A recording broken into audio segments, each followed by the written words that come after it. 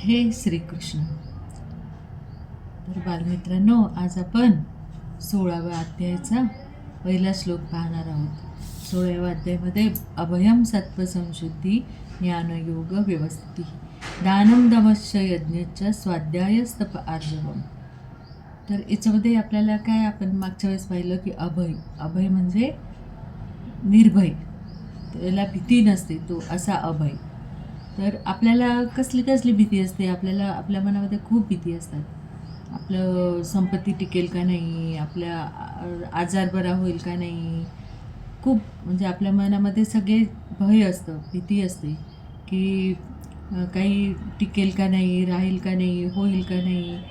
खूप प्रकारचे, अनेक प्रकारची भय असते आणि हे भय आपल्याला काढायला आपल्या पूजनीय दादाजी सांगतात की हे भय कसं निघेल. तर जेव्हा मी भगवंतावर 101% विश्वास ठेवेल की भगवंत मला देईलच, होईलच, करीलच, तेव्हा आपली ही भय निघून जाते. म्हणजे आपल्याला काय करावं लागेल, तर भक्ती करावी लागेल, आणि अशी भक्ती करावी लागेल की जी भगवंताला सोडत नाही. म्हणजे भक्त म्हणजेच जो विभक्त नाही तो भक्त, असं आपल्याला भक्ती करावी लागेल आणि आपल्यामधलं भय निघून जाईल. भगवंताशी आपल्याला संबंध बांधावा लागेल, भगवंताचा मुलगा व्हावं लागेल, त्याचं काम करावं लागेल, तेव्हा आपल्या मनातली भीती जाईल. त्याच्या पुढचं आहे सत्वसंशुद्धी. सत्व म्हणजे पौष्टिक, विटॅमिन, सत्व. आणि संशुद्धीचा अर्थ काय होतो की शुद्धीकरण. शुद्धी म्हणजे शुद्धीकरण. मग आपल्याला आता इथं काय शुद्धीकरण करायचं आहे, तर आपल्याला हे आपलं मन, बुद्धी, अहंकार आहे, या बुद्धीची आपल्याला शुद्धीकरण करायचं आहे. तर हे शुद्ध करण्याची जागा म्हणजे काय, हे कुठे शुद्ध होईल, तर ही बुद्धी आपल्याला जर शुद्ध करायची असेल तर याला काय इलाज, स्वाध्यायान्मा प्रमदा. स्वाध्यायामध्ये आल्यावर ही बुद्धी आपली शुद्ध होईल. त्याकरता आपल्याला काय काय करावं लागेल, तर दादाजींनी आपल्याला सांगितले की दैवी संपत्तीचे गुण म्हणजे शुद्धी, संशुद्धी. मग ही अशुद्ध का होते, कारण आपल्या मनामध्ये, आपल्या बुद्धीमध्ये खूप कचरा घुसतो. शुद्धीकरण म्हणजे बुद्धीमध्ये कचरा घुसतो. आता हा कचरा कसा असतो, तर हे कचऱ्याचे 4 प्रकार सांगितले त्यांनी. तर हे आपल्याला 4 प्रकार म्हणजे आपली बुद्धी कशी असते, तर क्रिएटिव्ह, क्रिटिकल, अशा 4 प्रकारची बुद्धी आहे. आणि म्हणजे नुसतं ऐकणे वेगळं आणि मनन करणे वेगळं. तर आपण मागच्या वेळेस पाहिलं की मनाचं काम काय, तर रवंथ केलं पाहिजे. रवंथ म्हणजे सतत विचार केला पाहिजे. तो विचार मनन करून रवंथ केला पाहिजे.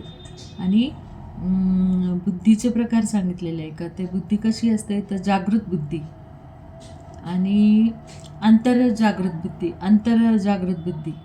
मग जागृत बुद्धी आणि आंतरजागृत बुद्धी. तर जागृत बुद्धी म्हणजे काय, तर आपण जागृत असतो. कशासाठी असतो, की आपल्याला काही फायदा व्हायला पाहिजे याच्यासाठी आपण जागृत असतो, किंवा मग कोणाला आपण मदत केली असेल करण्यासाठी आपण जागृत असतो, किंवा कोणाची मदत घेण्यासाठी आपण जागृत असतो, चांगलं वाईट विचार करण्यासाठी आपण जागरूक असतो. मी फसतही नाही ना याच्याकरता मी जागृत असते. पण आंतरजागृत बुद्धी म्हणजे काय, तर अंतरात्मा जो आपल्यामध्ये आहे, जीवात्मा, तो अंतरजागृत बुद्धी. आणि ही बुद्धी केव्हा आपल्याला शुद्ध करता येईल, तर जेव्हा आपण सकाळी मेडिटेशनला बसतो, सकाळी आपली 4-5ची वेळ शुद्धीकरणाची आहे, तेव्हा आपण उठलो आणि जर आपण आपल्याला जाग आली आणि आपण मेडिटेशनमध्ये आपण जर भगवंताला आपल्या काय दिवसभराच्या चुका होत असतील, किंवा मग आपल्या गुच्छांनी काही हे होत असेल, तर ते आपण भगवंताला सांगितलं आणि ते मन आपण शुद्ध केलं की भगवंता तूच आहे, मी नाही आहे, तूच मला सगळं चांगलं करणारं आहे. म्हणजे अंतरजागृत बुद्धीचं समर्थन करा. तर मग ही जागृत बुद्धी कशी आहे, तर जागृत बुद्धीमध्ये काय काय येतं, तर प्रेम, करुणा, भाव. आणि ती दूषित कशी होते, तर दूषित आपल्या दुर्गुणांमुळे होते. मग आपल्या बुद्धीमध्ये द्वेष, मत्सर, लोभ, क्रोध हे असे जे गुण आहेत, त्यांनी आपली बुद्धी दूषित होते. आणि म्हणून मग बुद्धीचं पहिलं काम काय आहे, तर कामना करणे. कामना कसं करायची, कामना करणे म्हणजे काय, तर चांगल्या गोष्टीची कामना करणे, की मी चांगलं बनेल, चांगलं होईल, चांगला विवेक माझा जागृत ठेवेल, कोणाचं अकल्याण करणार नाही, सगळ्यांचं भलं करेल, ही ही कामना केली पाहिजे आपण. हे बुद्धीचं काम आहे. तसंच आपल्या शरीरामध्ये भगवंतानी आपलं असं यंत्र बनवलेलं आहे की बघा, आपण गिटार असते ना, गिटारला तारा लावलेल्या असताना त्या तारा आहे ना, आपण जेव्हा झंकारतो तेव्हा त्याच्यातून स्वर निघतो. पण आपल्या शरीरामध्ये भगवंतानी अशा तारा जोडलेल्या आहेत की आपण जे बोलतो ते बुद्धीने आपण बोलतो. आपण बुद्धीला आदेश देतो. जसं उदाहरण घ्यायचं झालं तर टचा आपण उच्चार करतो आणि मग तो कोणती जीभ कुठे लागते, कशी टेकते, कसा स्वर निघतो हे आपल्याला काहीच माहिती नाही. हे असं भगवंतानी आपल्याला या भरल्या वांग्यामध्ये आपल्या काय काय भरलेलं आहे. तर तेव्हा मग ते उच्चार आपल्या मुखातून निघतात.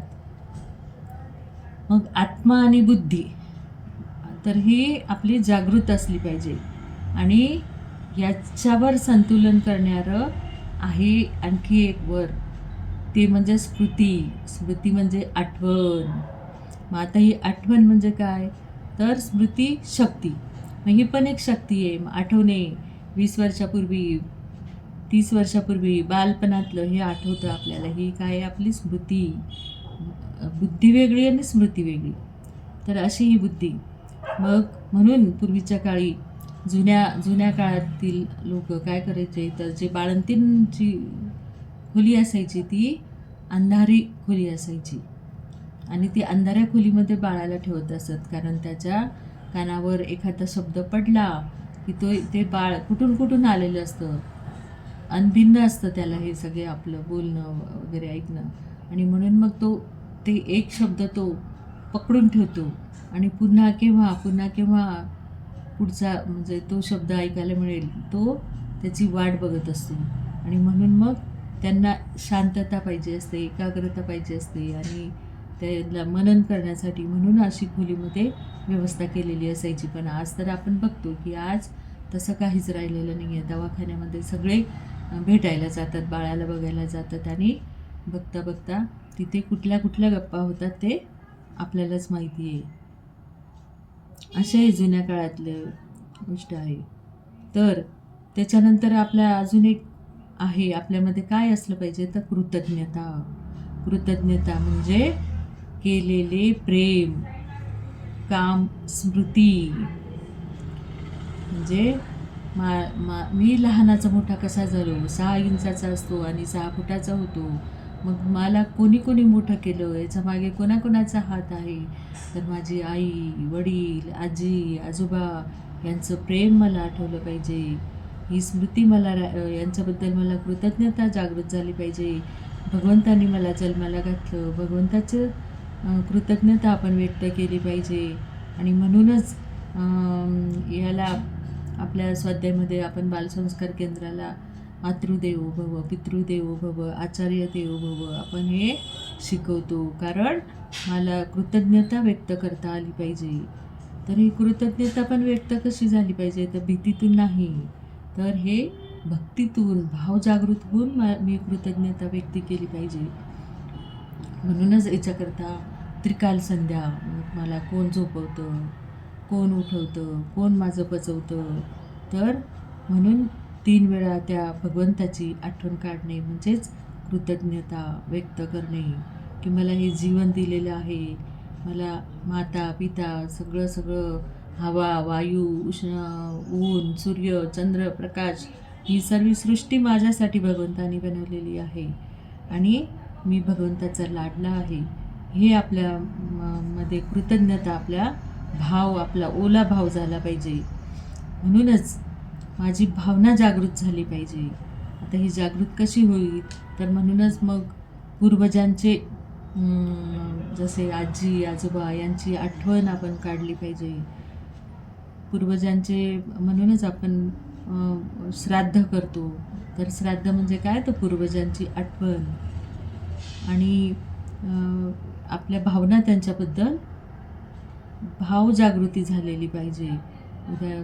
तसंच म्हणून मग आपलं कसं पाहिजे, बुद्धी कशी पाहिजे आपली, तर स्थितप्रज्ञ पाहिजे. स्थित म्हणजे टिकणारी, कायम टिकणारी स्थितप्रज्ञ. गीतेमध्ये सांगितलेली आहे स्थितप्रज्ञ का भाषा. तर महापुरुषांची आणि उत्तम मानवाची आणि जे योगी पुरुष असतात, उत्तम पुरुष असतात, महायोगी असतात, त्यांची बुद्धी कशी असते, तर स्थिर बुद्धी असते. त्यांच्या बुद्धीतली स्थिर झालेली असते. म्हणजे सुख येऊ दुःख येऊ ते डळमळत नाही, तर त्यांची बुद्धी भगवंताविषयी स्थिर असते. स्थितप्रज्ञ त्याला म्हणतात. जे आपल्याला समस्या येणारच आहे, पण त्या समस्या जरी आल्या तरी म्हणजे यश अपयश हे पचवण्याची पण आपल्यामध्ये ताकद पाहिजे. आपला घोडा हालत नाही. म्हणजे ज्याप्रमाणे बघा, कोजागिरी पौर्णिमा आपण दरवर्षी साजरी करतो. तर कोजागिरीच्या दिवशी काय असते, तर लक्ष्मी सगळ्या घराघरात फिरत असते आणि ती बघत असते की कोण जागृत आहे, कोण जागरूक आहे. नुसतं जागे राहणं नाही, तर जागृत म्हणजे माझं काम करण्यासाठी कोण जागरूक आहे ही पाहण्यासाठी ती पृथ्वी तलावर येत असते. पण आपल्याला कोजागिरी म्हणले का आपल्याला फक्त ते सुंदर घोटलेलं ड्रायफ्रूट टाकलेलं दूधच आपल्याला आठवतं. पण भगवंताचं काम करण्यासाठी जागरूक असलं पाहिजे हे ती बघायला येत असते. आणि जेव्हा आपण हारतो ना, तो जो हारतो तोच जिंकतो. कारण की तो हारल्यामुळे काय होतो, तो पुन्हा प्रयत्न करतो आणि तो शेवटी जिंकतो. तसंच भावना. मग आपली भावना कशी पाहिजे, तर निर्णय. मग आपण निर्णय कसा घेतला पाहिजे, भीतीपोटी नाही घेतला पाहिजे. तर आपण काय करतो, बरेच निर्णय आपण भीतीपोटी म्हणा की कोणी काय म्हणेल म्हणा याच्यासाठी आपण घेतो. उदाहरण द्यायचं झालं तर एक जुन्या काळची गोष्ट आहे मुंगसची. तर ती मुंगसची गोष्ट अशी आहे की एक बाई एका मुंगसाला सांभाळत होती आणि तिच्या घरामध्ये एक छोटं बाळ होतं 5-6 महिन्याचं. आणि जेव्हा ती पाणी भरायला जाते तेव्हा ते पाणी भरायला जाते तेव्हा तिला आठवण येते की अरे, मी तर मुंगसाच्या भरोश्यावर बाळाला सोडून आली आहे. हा मुंगस काही करणार तर नाही ना. आणि मुंगस हा सगळ्यात इमानदार आणि सगळ्यात गरीब हा प्राणी आहे. पण तिच्या मनात शंका आली आणि शंका आली म्हणजे माणसाचं मन कुठल्या कुठे जातं आणि विचार करतं. आणि म्हणून मग ती अर्ध्या रस्त्यात जाते आणि तिला असं वाटते की आपण आता काहीतरी काय झालं असेल माझ्या बाळाला. म्हणून ती तशीच परत येते आणि बघते. डोक्यामध्ये तिच्या तेच विचार असतं, माझ्या बाळाला तर काही केलं नाही. आणि एवढ्या इकडे काय होतं की मुंगूस जे असतं ते बाई ती पाण्याला गेलेली असते म्हणून त्या घरामध्ये एक साप येतो. आणि या मुंगसाला असं वाटते की आता या बाळाचं रक्षण मीच केलं पाहिजे, कारण ही मालकीन पाणी आणायला गेलेली आहे. म्हणून ते मुंगूस काय करतं की त्या सापाचे तुकडे तुकडे करतो. आणि त्याला असं वाटते आता या बाळालाचं मी रक्षण केलेलं आहे सापापासून. आणि खूप आनंद होतो त्याला आणि त्याचं तोंड भरलेलं असतं रक्ताने. आणि तो मालकिनीची वाट बघत बसतो उंबऱ्यावर, दाराच्या दरवाजामध्ये. आणि तिकडनं मालकीन हा विचार करत येत असते की यांनी तर माझ्या बाळाला काही केलं तर नाही ना.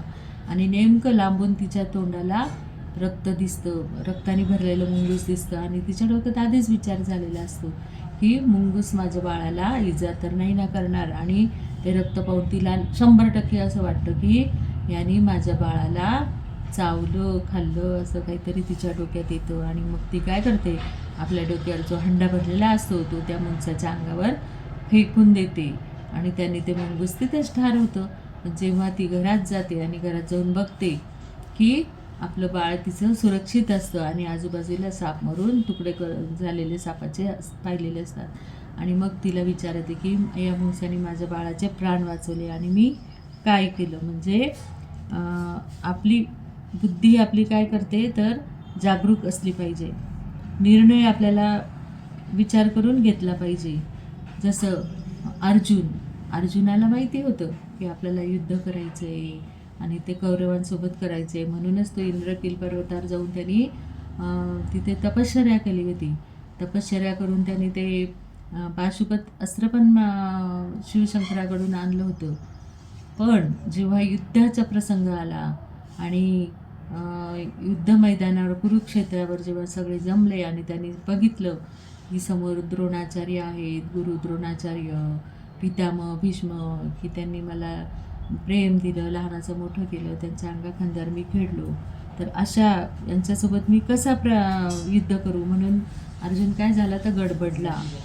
आणि गडबडल्यामुळे तो युद्धाला उभा नाही राहिला, तर तो रथात त्यांनी बसून घेतलं गडबडल्यामुळे.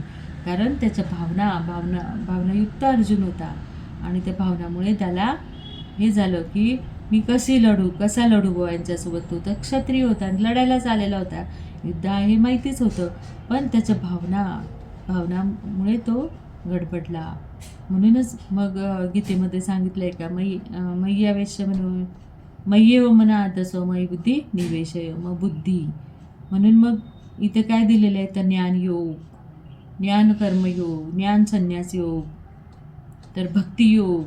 योग म्हणजे काय तर जोडणे म्हणजे काय तर जॉईंट होणे, म्हणजे भगवंताशी जोडणे, भक्तीशी जोडणे, प्रेमातून जोडणे. म्हणून मग आपल्याला 18 अध्यायाची गीता मिळाली आहे का ज्ञानयोग, कर्मयोग, भक्तियोग, संन्यास कर्मयोग, ज्ञानविज्ञान योग. हे असे योग म्हणजे काय तर जोडणे, जॉईंट होणे. असंच एक उदाहरण असतं बघा, लक्ष्मीनारायणाचं मंदिर असतं आणि तिथे सगळे लोक सकाळपासून गर्दी असते आणि सगळे लोक येतात. तेव्हा नारायण लक्ष्मीला सांगतात की बघ, हे सगळे ना माझ्यासाठी नाही आलेले, तर हे तुझ्यासाठी आलेले. आणि मग म्हणता बघ तू. आणि एक येतो, तो म्हणतो की भगवंता, माझी पत्नी 3री पत्नी केलेली आहे, आता हिला तरी जगू दे, याच्या आधी 2 पत्न्या माझ्या मेलेल्या आहेत. दुसरा म्हणतो माझ्या मुलाचं शिक्षण होऊ दे. तिसरा म्हणतो माझ्या लग्नाला 10 वर्ष झाले, मला बाळ होऊ दे. तो सगळ्यांना हो हो हो म्हणतो, कारण की तो नारायणच आहे, भगवंतच आहे. सगळे ते लक्ष्मीलाच मागायला येतात, पण भगवंताला कोणीच म्हणत नाही की नारायणा, मी तुझ्यासाठी आलेला आहे आणि तू आधी माझ्या घरी ये आणि माझी तुझ्या मागे लक्ष्मी ही येणारच आहे. पण हे कोणीच मागत नाही, नारायणाला मागत नाही. तर आपण सगळे काय आहे तर लक्ष्मी भक्त आहे. आणि म्हणून परीक्षा असतात. परीक्षा म्हणजे काय तर परीक्षार्थी जो असतो तो ज्ञान मिळवतो, म्हणून त्याचं ज्ञान मिळण्यासाठी तो अभ्यास करतो आणि मग परीक्षा देतो आणि परीक्षेचा निकाल लागतो. लुटण्यासाठी नाही ज्ञान मिळवले पाहिजे, पण कशासाठी मिळवले पाहिजे तर लोकांना लुटण्यासाठी नाही.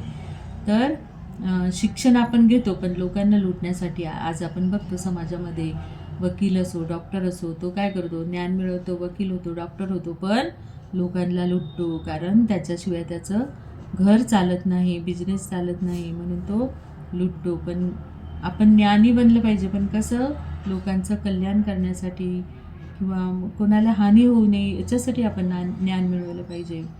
उदाहरण द्यायचं झालं तर एकलव्य होता, तर त्याला काय होतं, त्या एकलव्याला खूप शिकण्याची जिज्ञासा होती आणि शिकण्याची जिज्ञासा असल्यामुळे तो राजाचा मुलगा होता.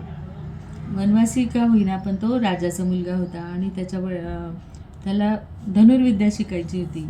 आणि म्हणून तो फिरत गुरु द्रोणांकडे येतो आणि गुरु द्रोणाचार्यांना सांगतो की मला शिकायचं आहे. आणि मग गुरु द्रोणाचार्य त्याला सांगतात की तुला का शिकायची, तू कोण आहे. तो सांगतो की मी राजाचा मुलगा आहे. आणि मग तुझ्या वडिलांचं नाव काय आहे, वडिलांचं नाव तो सांगतो की हिरण्यधनू. आता हिरण्यधनू नाव ऐकल्यावरच द्रोणाचार्यांना कळून जातं की हिरण्य म्हणजे सोनं आणि धनु म्हणजे धनुर्विद्या. तर हा मुलगा पैशासाठी म्हणजे पैसे कमवण्यासाठी जर विद्या शिकत असेल तर काहीच उपयोगाची नाही आहे.